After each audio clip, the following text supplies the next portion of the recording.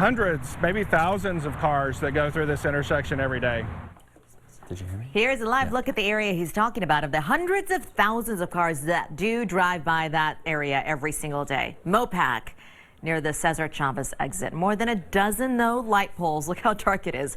Out of service right now on Cesar Chavez near the busy highway. The problem here is that it stretches down the street heading east along Austin High School all the way to the baseball fields near the YMCA. Yeah, it leaves a lot of drivers in the dark there. One man says he contacted the city, contacted TxDOT officials for several months, but got the runaround every time. It wasn't until our Candy Rodriguez started digging into the problem that there's now a solution in sight. And Candy joins us right now to give us an idea of just how dark it is right now. Good morning, Candy. John and Sally, good morning. The morning rush is starting to pick up here along Cesar Chavez, and you can obviously clearly see me right now, but check this out. This is how dark it is on Cesar Chavez, and that's because the light poles here have been out for quite some time. It's one of Mickey Ferguson's biggest fears. Somebody can come from the side so fast, you just never know.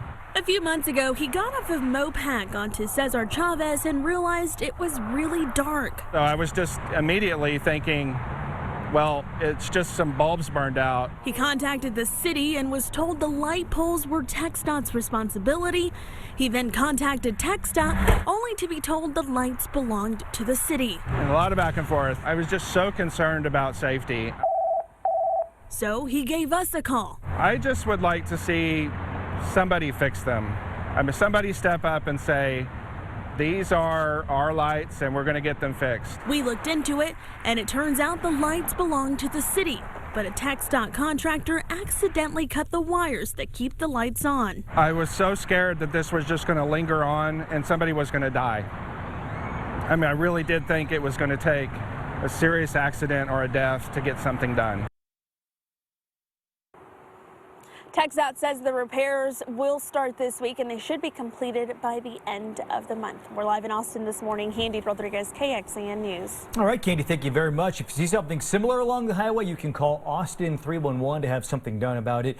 In the last 6 months, though, the city says they received more than 2,600 service requests involving lights and light poles being out. Austin 311 says those requests are sent over to Austin Energy to follow up and address the complaint. And Austin Energy tells us they have 12 people who maintain about 65,000 light poles.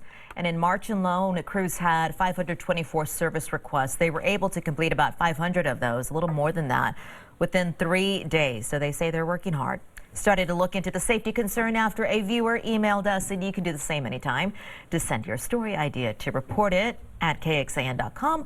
Also, leave us your tips by going to our website and clicking on the Report It tab.